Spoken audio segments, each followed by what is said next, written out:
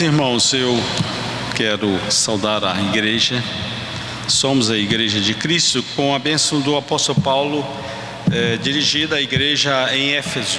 No final da sua carta aos Efésios, ele disse que a paz seja com os irmãos e amor com fé, da parte de Deus Pai e do Senhor Jesus Cristo.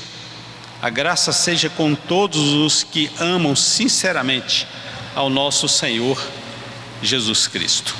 Graças a Deus, porque somos alvos da sua manifestação de graça para conosco. É um privilégio para nós, Igreja de Cristo, podermos nos reunirmos em adoração ao nosso Deus. Esse é o privilégio único da Igreja de Cristo em toda a face da terra. Nós adoramos ao único Deus. E esse mesmo Deus nos capacita a isso, sobretudo com a instrução da sua palavra, na iluminação do seu Espírito. Graças a Deus por termos em mãos a sua bendita palavra. Estaremos hoje tendo como base desta mensagem o texto de Lucas, capítulo 15, os versículos 1 e 2 e depois os versículos de 11 a 32. É um texto que se refere a uma parábola, dentre muitas que o Senhor Jesus relatou para aqueles que o seguiam, para seus discípulos, publicanos, pecadores, escribas, fariseus, para toda aquela multidão. E Jesus ensinava muito através de parábolas.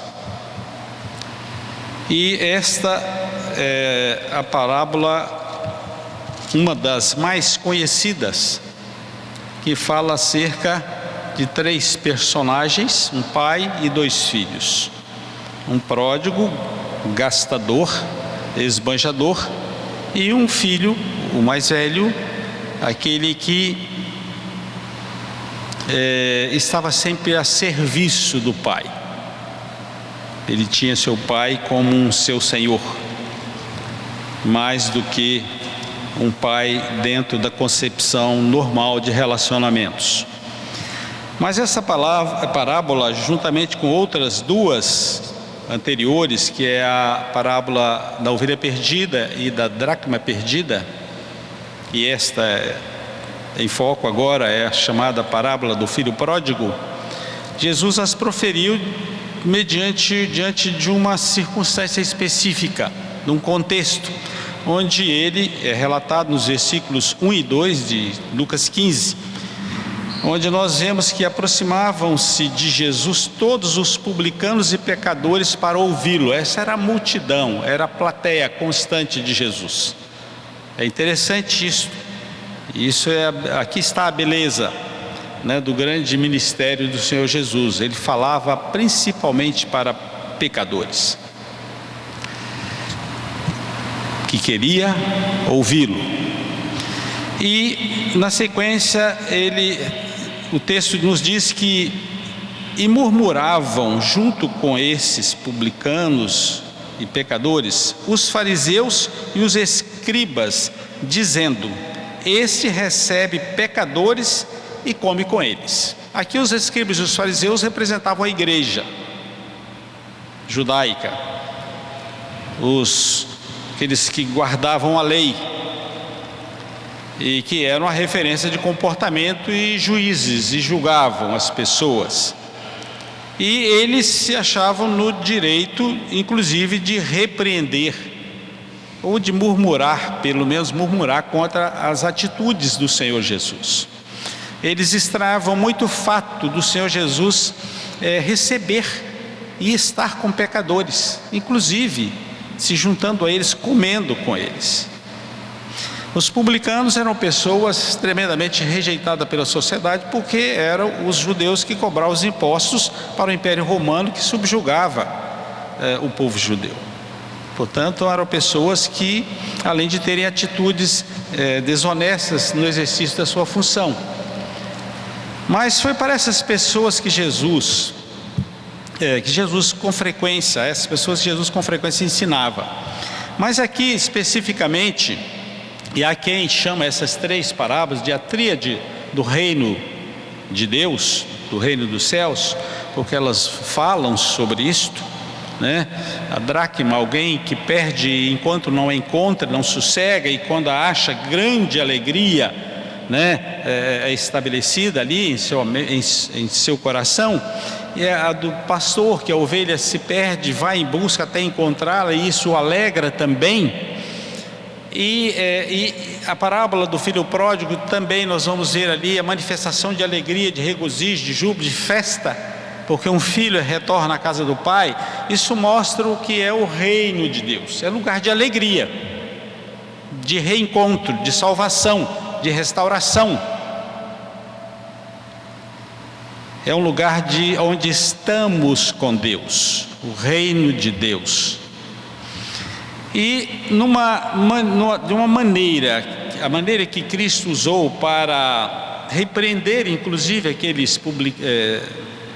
os escribas e os fariseus diante da sua rejeição à atitude de Jesus em estar com publicanos e pecadores, ele relata essa parábola que diz o seguinte: e continuou, depois das outras duas, na sequência ele vem com essa no versículo 11 do filho pródigo. Certo homem tinha 2 filhos. O mais moço deles disse ao pai: pai, dá-me a parte dos bens que me cabe. E ele lhes repartiu os haveres.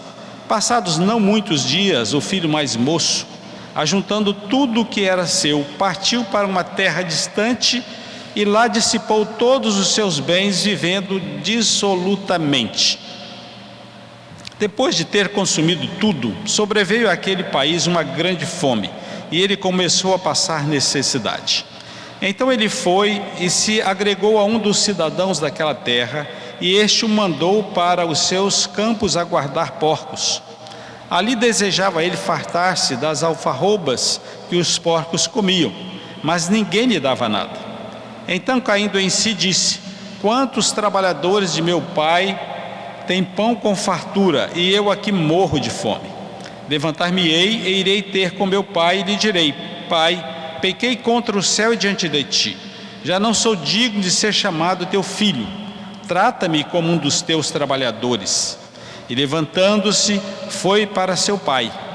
Vinha ele ainda longe, quando seu pai o avistou, e compadecido dele, correndo, o abraçou e beijou. E o filho lhe disse: pai, pequei contra o céu e diante de ti. Já não sou digno de ser chamado teu filho. O pai, porém, disse a seus servos: trazei depressa a melhor roupa, vestiu, ponde-lhe um anel no dedo e sandálias nos pés. Trazei também e matai o novilho cevado.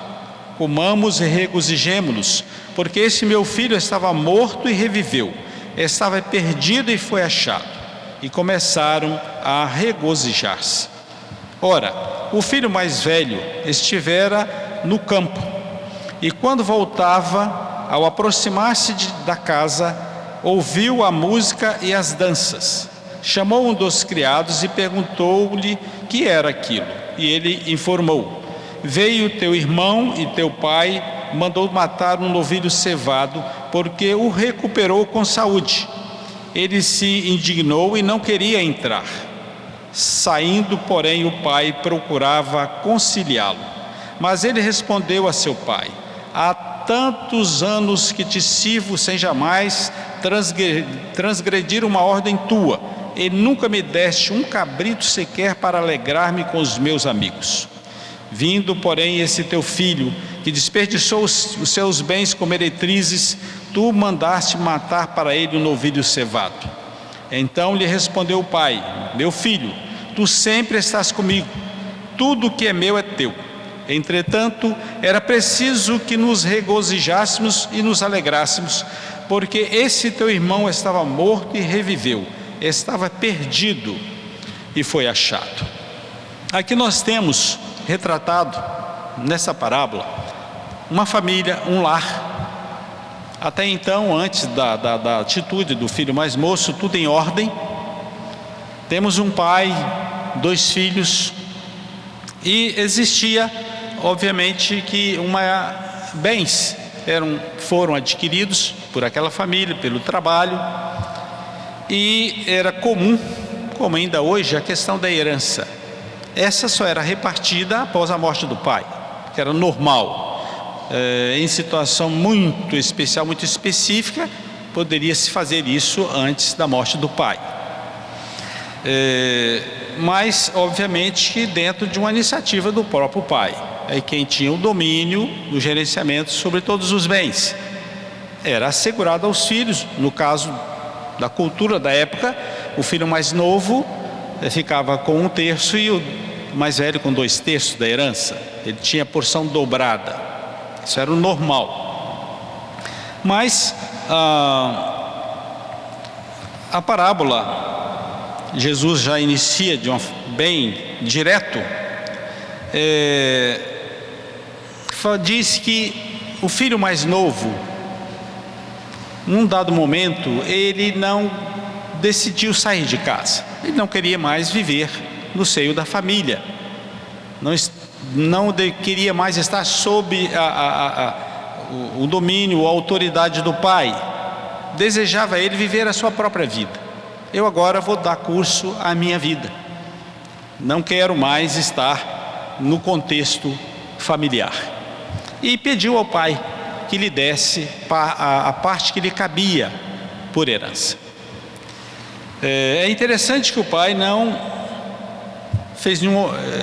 apresentou nenhuma objeção à solicitação do filho.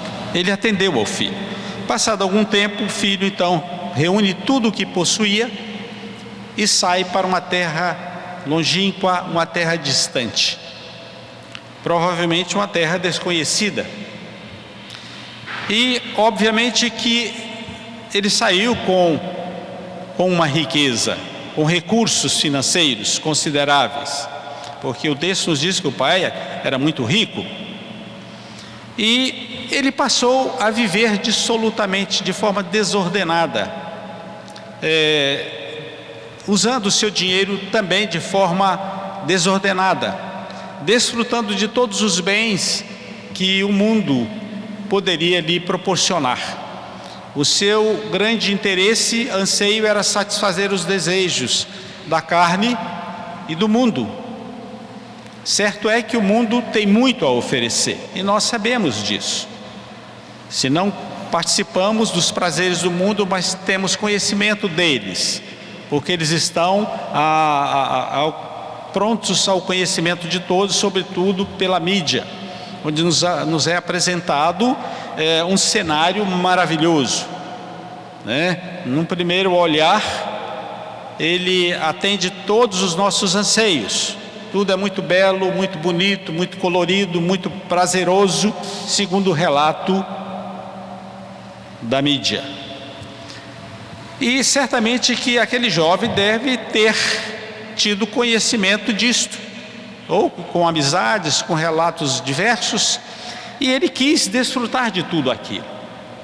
E ele foi para o mundo, virou as costas para a família e foi para o mundo. E lá ele se envolveu com tudo aquilo que o mundo poderia lhe oferecer de prazeres. Certamente que aqui o texto nos diz que o seu irmão mais velho concluiu que ele havia gasto toda a fortuna, todos os seus bens com meretrizes. Certo que isto era uma prática comum, assim como hoje. E obviamente que deve ter conquistado muitas amizades. Amizades fundamentadas no interesse de desfrutar dos bens daquele rapaz. Portanto, ele viveu de forma dissoluta, desordenada, sem uma razão de ser, sem um fundamento.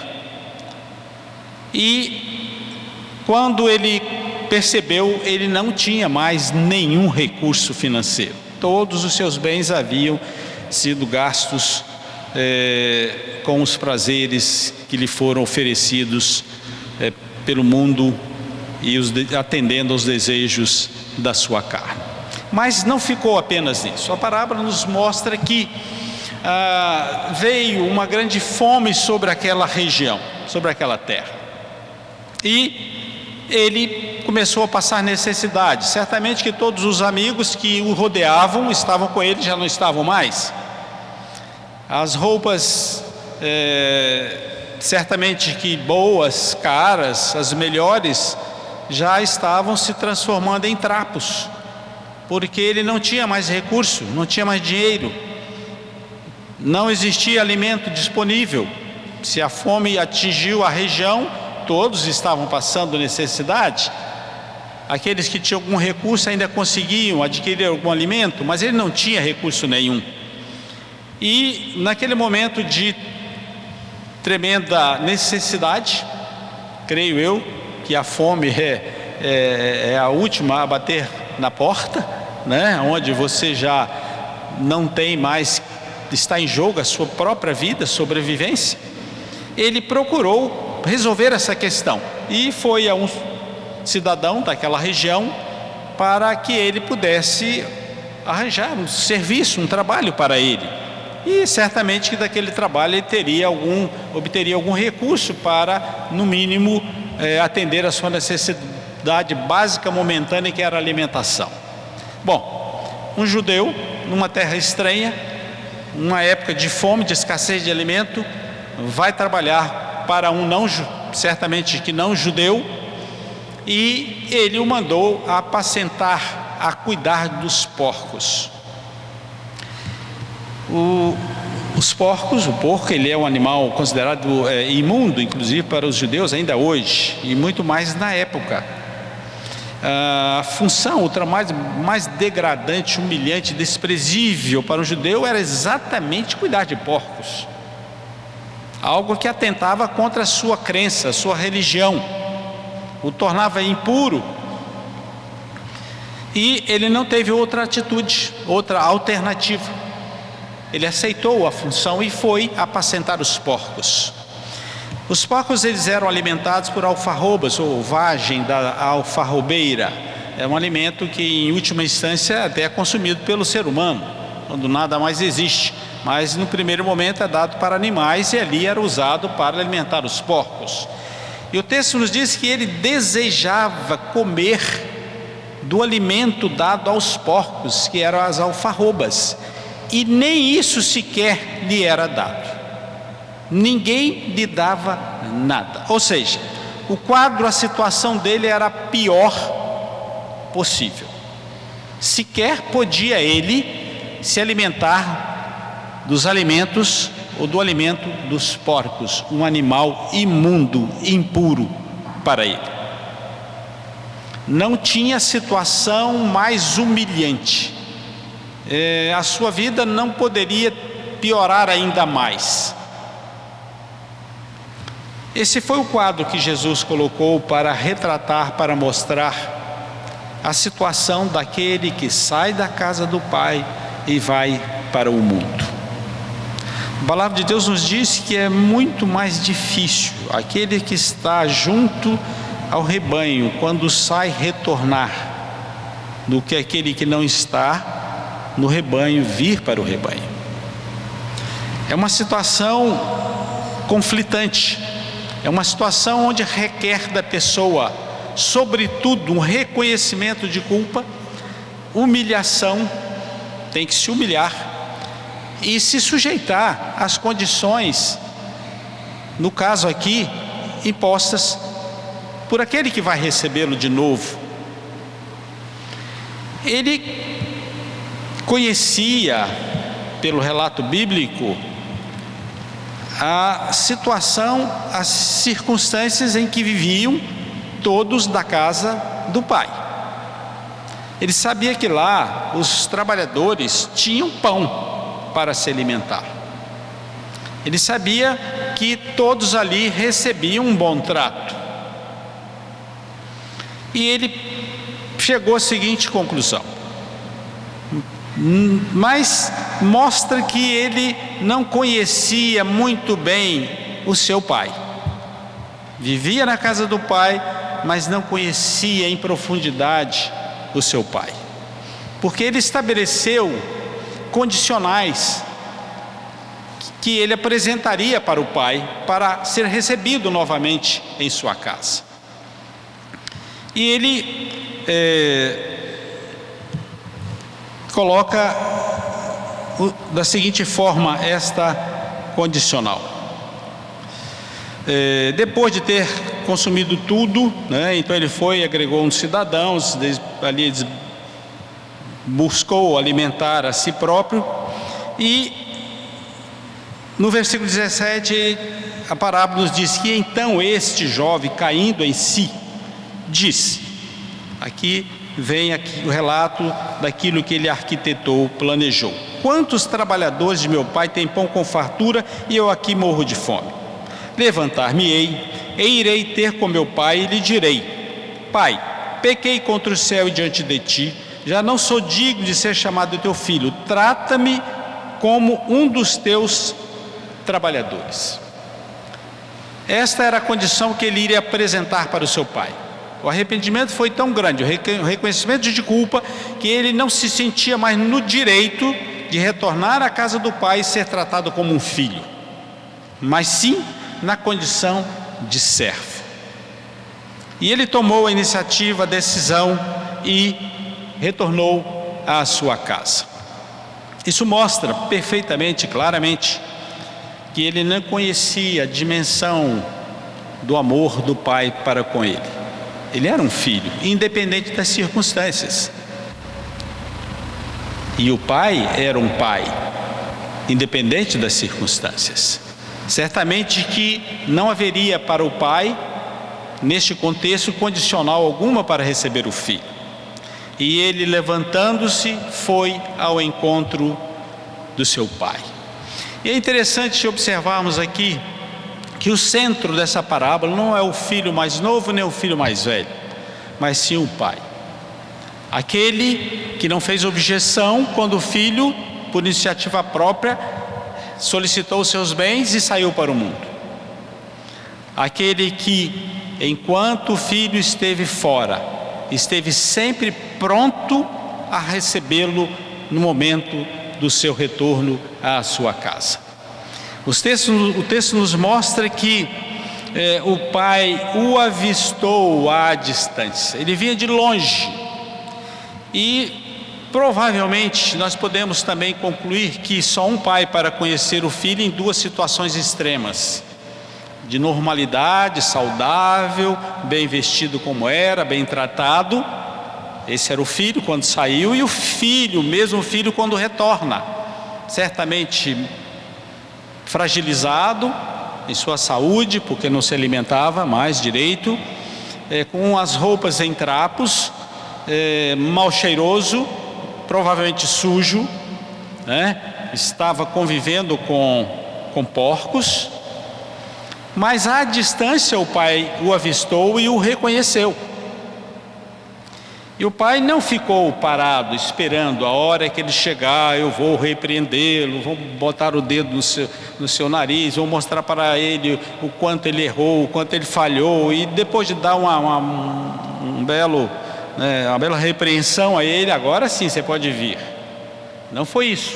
A atitude do pai foi completamente diferente, de um pai amoroso, que amava o filho quando ele estava em casa, o amou quando ele estava fora e o amou quando ele retornou à sua casa.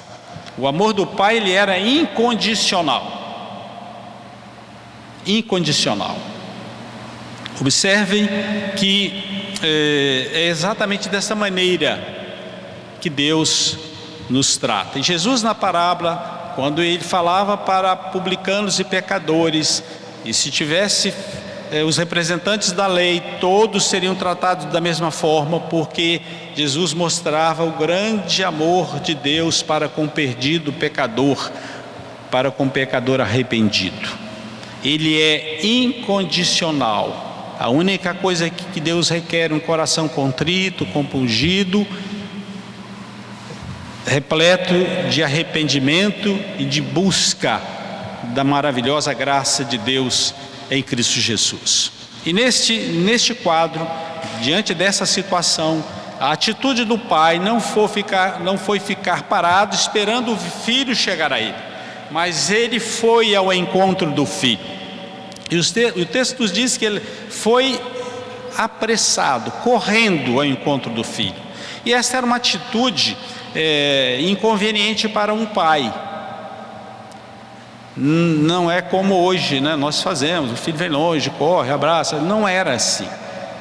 O pai era sempre uma autoridade, aquele que aguardava as coisas acontecer, que chamava para si todas as atenções, a responsabilidade. Então, ele não era normal um pai ter esse tipo de atitude. Aqui na parábola, Jesus faz questão de mostrar esse detalhe extremamente importante.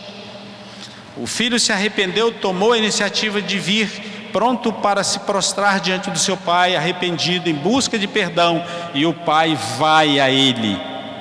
Independente da sua condição, certamente que uma situação de um mendigo, e o pai não se importa com isso, vai, o abraça e o beija. Podemos aqui imaginar este quadro. Um pai certamente que bem vestido, limpo, vai ao encontro de um filho sujo, maltrapilho, mal cheiroso, com a saúde debilitada, e o abraça e o beija.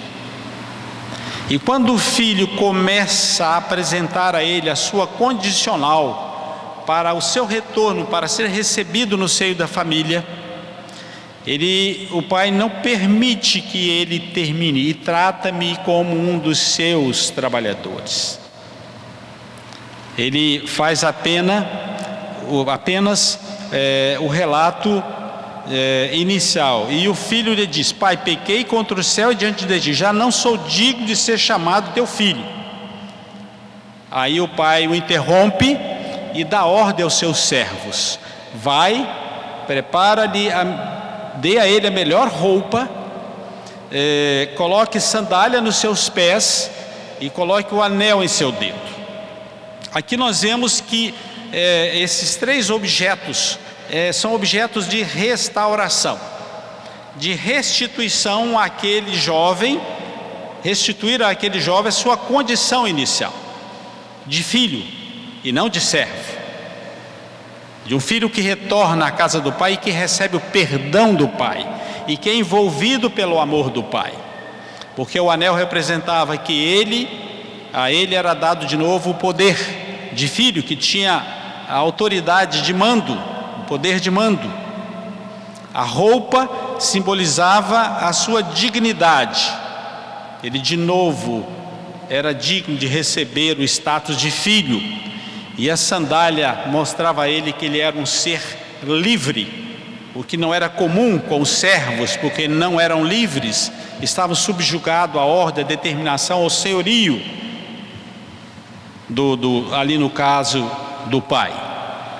Então, o pai restitui àquele filho todas as suas condições, os seus privilégios de filho, um filho arrependido. E não fica por aí. O pai ainda dá ordem aos seus servos para matar o novilho cevado, o bezerro cevado, que era aquele melhor, sem defeito, que no passado era usado para o sacrifício, simbolizando a própria pessoa de Cristo. Então este novilho foi sacrificado e foi objeto do alimento de todos naquele momento de festa. E eles se regozijavam com dança, com músicas, com muita alegria, porque um filho foi resgatado, foi restaurado à comunhão da família. Ele agora estava no seio da família, e isso alegrou imensamente o coração do pai. Observe que até então Jesus estava mostrando até aqui um quadro: o filho que saiu e que retornou. Mostra que a condição de retorno foi muito especial. ela estava sobretudo repleta de regozijo, de júbilo, de alegria. Tudo do melhor foi disponibilizado para aquele momento. Foi um encontro onde este meu filho estava morto e reviveu. E esta é a condição do perdido pecador, de todo aquele que está no pecado, portanto, é a condição de toda a humanidade. Mas Deus, ao resgatar os seus, Ele o faz de uma forma muito especial. Aquele que estava morto, porque o salário do pecado é a morte, mas o dom gratuito de Deus é a vida eterna em Cristo Jesus. E esta é a bênção maior que nós recebemos, fruto do amor, da graça de Deus para conosco, o seu perdão e a restauração de cada um de nós, arrependidos na condição de filhos de Deus. Mas na sequência, Jesus existia um outro personagem que era o filho que permaneceu na casa. É interessante observarmos que no relato do filho mais velho, o primogênito, ele reclamando com seu pai, ele dizia que eu o sirvo de forma honesta, justa, durante todos esses anos, trabalhando, atendendo aquilo que o pai requeria dele, mas ele não relata aqui, não dá mostras de que ele tinha o seu pai em sua relação como um pai, mas como um senhor, e ele não como um filho, mas como um servo. Percebam que ele não tinha, do relato da parábola, tido um entendimento perfeito, certo, da relação de pai e filho. Ele se fixou, parou simplesmente na condição de servo que servia, que fazia o melhor e, por assim agir, tinha direito, inclusive, de determinar regras, normas e de repreender o pai, inclusive, pela sua atitude no restaurar, no receber com alegria, com júbilo, o seu filho que havia saído de casa. E exatamente aí, quando ele percebeu, ouviu e viu que havia uma grande festa, aquilo estranhou muito. Ele não foi ver, pediu aos servos, seus criados, que fosse ver o que era, o que estava acontecendo na sua casa.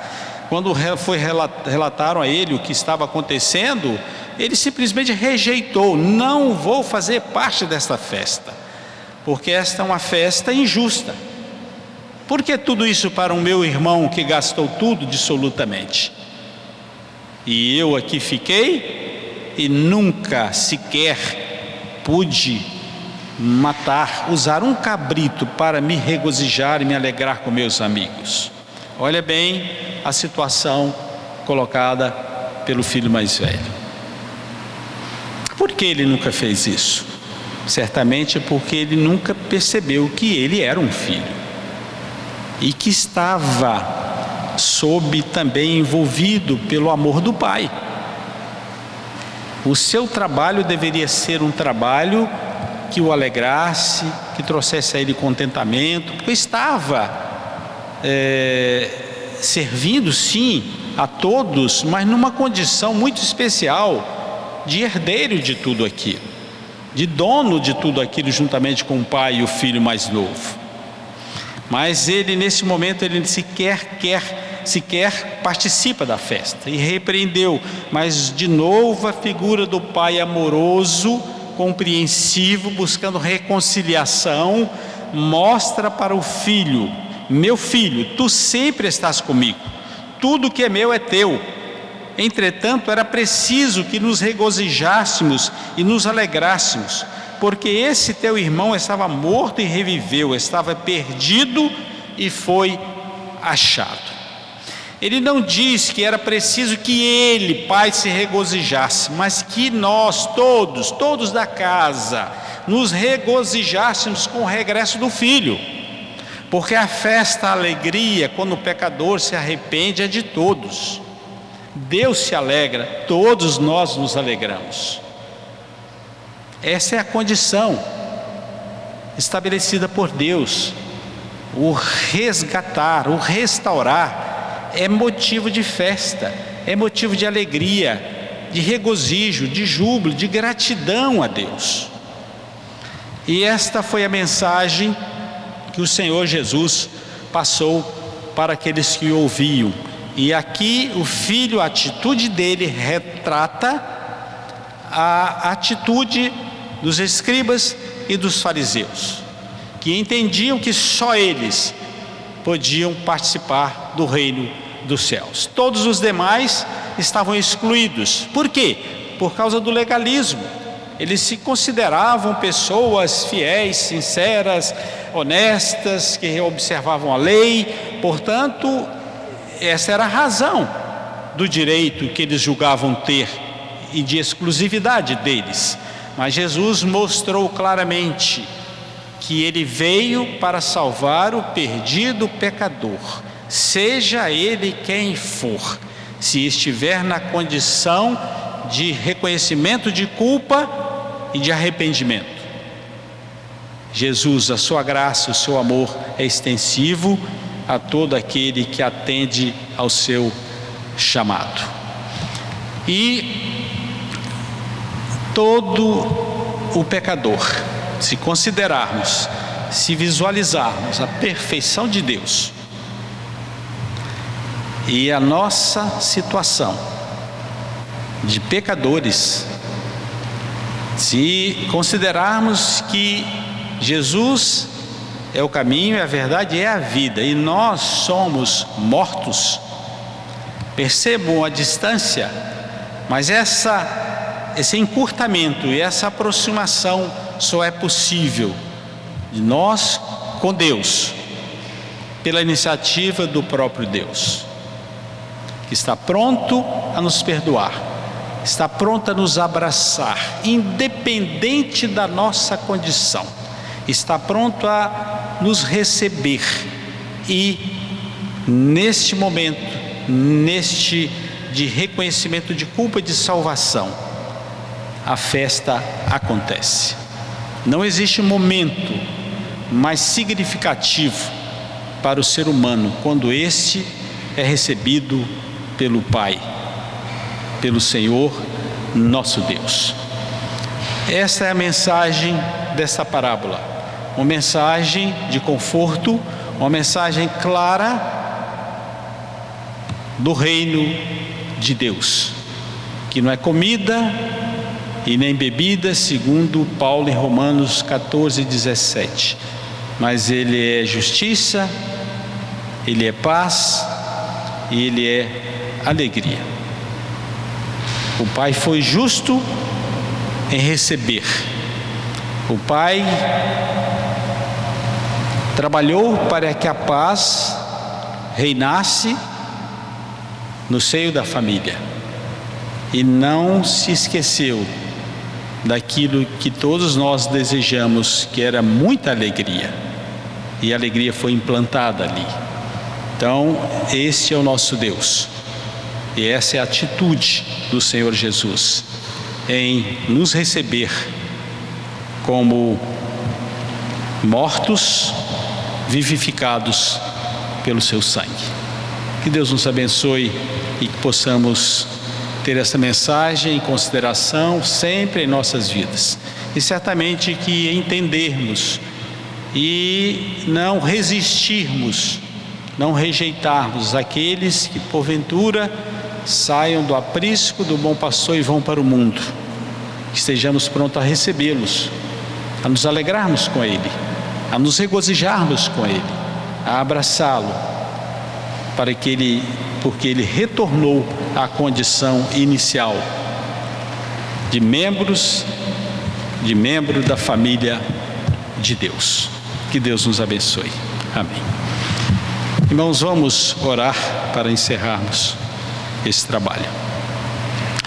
Senhor nosso, amado Deus, graças te rendemos porque somos instruídos pela tua palavra, que é viva, que é eficaz, que é a verdade, lâmpada para os nossos pés, luz para o nosso caminho.